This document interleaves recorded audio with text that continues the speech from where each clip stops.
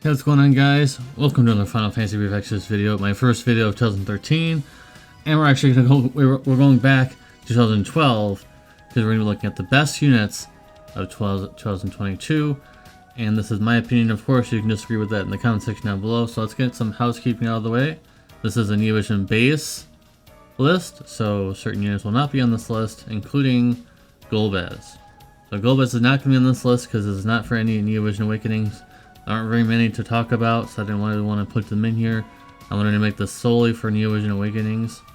So with that being said, I just noticed that there's a small bit of black on the. It was bothering me. Anyways, I don't really use this slide template that much. But anyways, I know you guys might be upset that Golbez is not on the list at all, but I tried to include as many units as I possibly could in this 10 list. Remember, it's top 10 this time. This is actually a tier list. Usually I say, oh, it's not a tier list.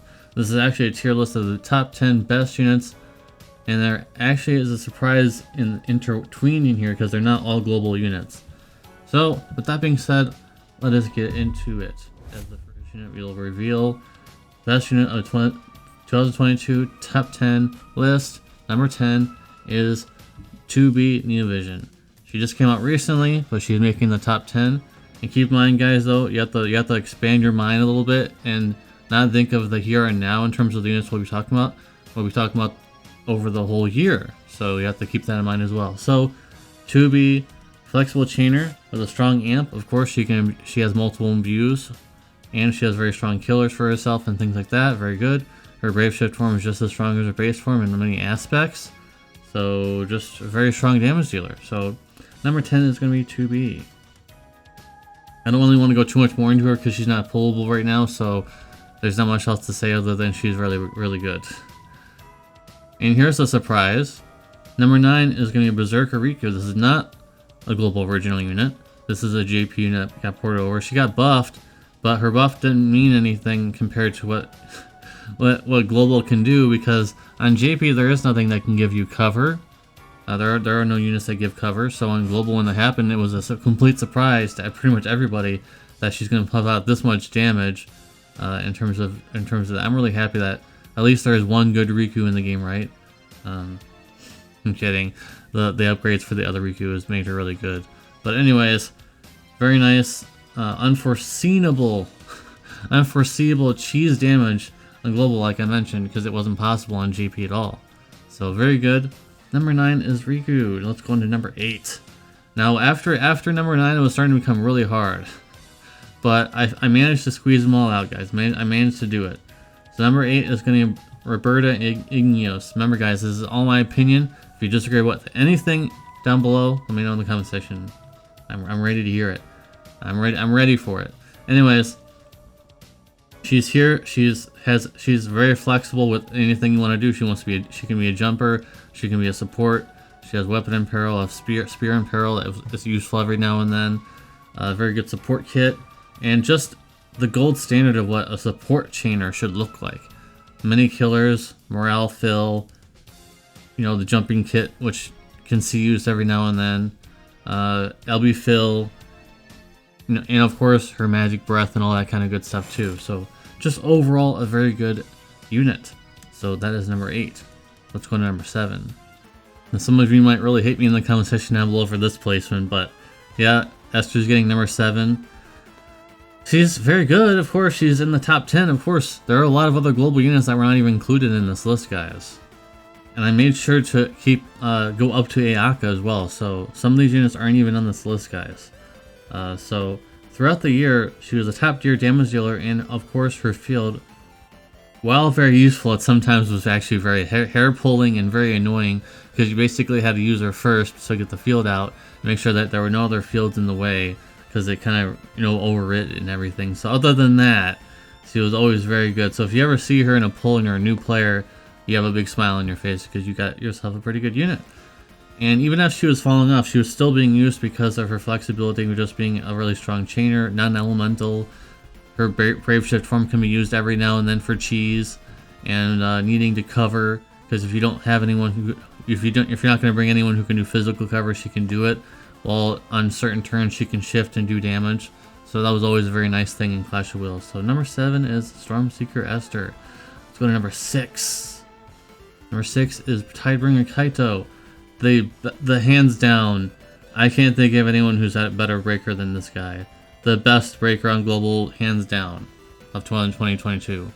He does everything you could ever want in terms of being a breaker and more. He has breaks, of course, weapon imperils, multiple weapon imperils, imbues, chaining. Well, the chaining isn't really that great, but it's still there, and killer buffs, multiple killer buffs. And, you know, mirage, accuracy buffs. He has so many things, it's ridiculous. Hugely strong breaks in Clash of Wills when you unlock, when you get to a certain amount of morale. Very good. So overall, very good. It's going to be very hard to top this act, as they say. It's going to be very hard to make a better breaker than KAITO. They'll probably do it eventually with a different element, or maybe give the next breaker multiple elements or something. But it's going to be very hard to power creep KAITO in the sense, or I guess they could just basically copy and paste him, but give him more damage. I guess that's all I can think of for as of this video. Number 6 is KAITO. Number 5, we're getting into number 5s now. Number 5 is Shrine Maiden TSUKIKO. And she was definitely a surprise. Everyone was kind of groaned when everybody heard she was going to be Evoker, right? Like, Evoker's kind of not so good. And then she comes out, guns blazing like Rambo. Bam, bam, bam, bam, bam. Evokers are back. Yep, so everybody kind of forgot about Evokers, and then she came on and said, hey, remember Evokers? I'm here. And she's very powerful, pretty good fields. Her fields are not going to be as strong as Forever, because there are some fields that are better than hers, but overall, very, very flexible, compact kit. Still has those fields, which are still useful even so, and the Earth evoke damage is top tier. So that's why she's getting the number 5 spot. Okay, so now, after even the top 5 spot, it was getting really hard to start ranking these characters. So you might see some spots that you might not agree, but you're not. I mean, you're here to listen to the whole thing, right? So let's see what I squeezed in for the last 4 spots. All right, here we are at number 4, Samurai CHIZURU.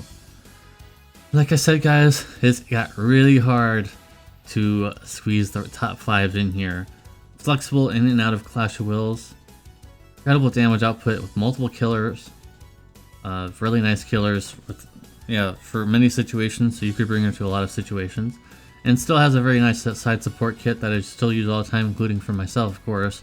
In her base form, those 4 Magnus abilities are still very valuable with the 400% singular buff for everybody. Plus they have a lot of other side effects that they have with them as well. I love those.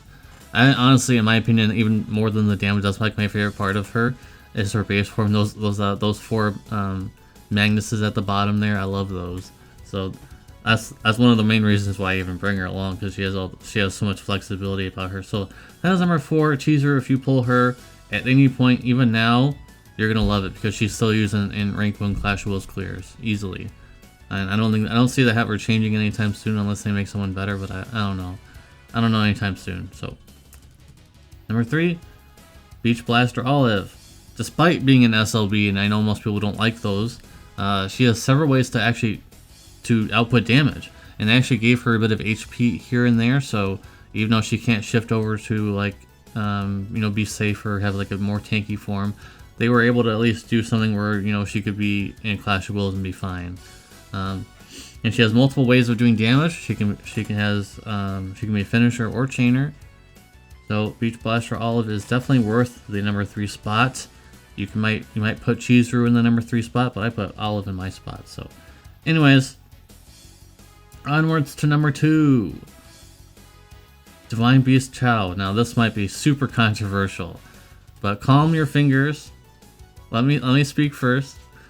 This tank is definitely the tank that made Gumi have to basically rewire how Clash of Wills works, because for the first few Clash of Wills when he was available, he was just super broken, and it was not even, like, if you had CHOW at EX2 or EX3, it's like easy rank 1, because he just gains so much morale that it feels like it's like a cheat code.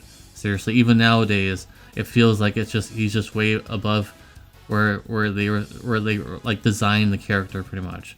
So pretty sure going forward, They're not going to make anything nearly as good as CHOW, or they're going to overtune Clash Wheels to keep overtuning Clash Wheels a little bit here and there to make it so CHOW users have to work a little harder to get that rank 1, even though, I mean, most people still do it anyways.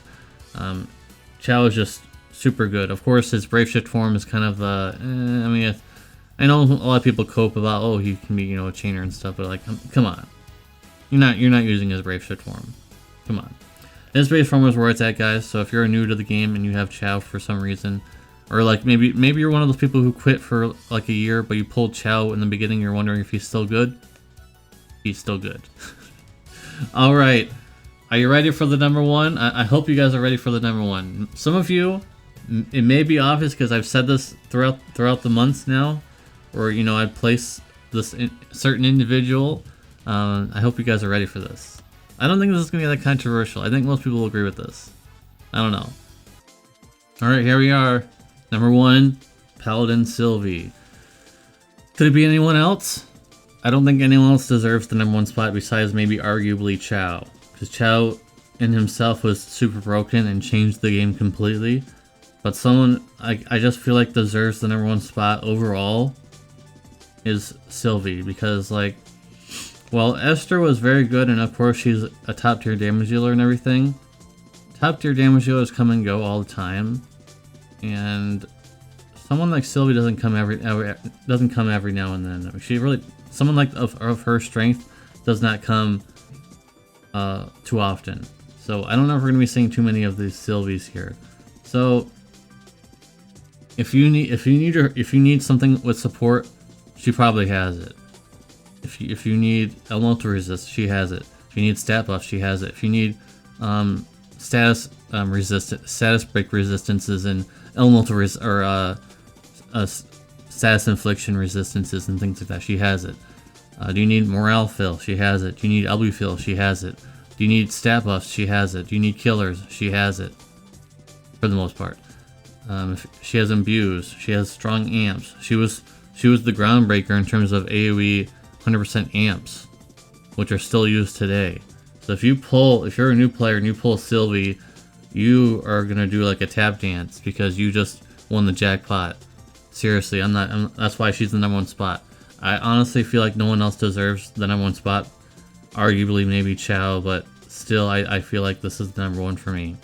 So let me know in the comment section down below what you guys think about this top 10 list. How would you arrange them differently? Would you take people out and put them in?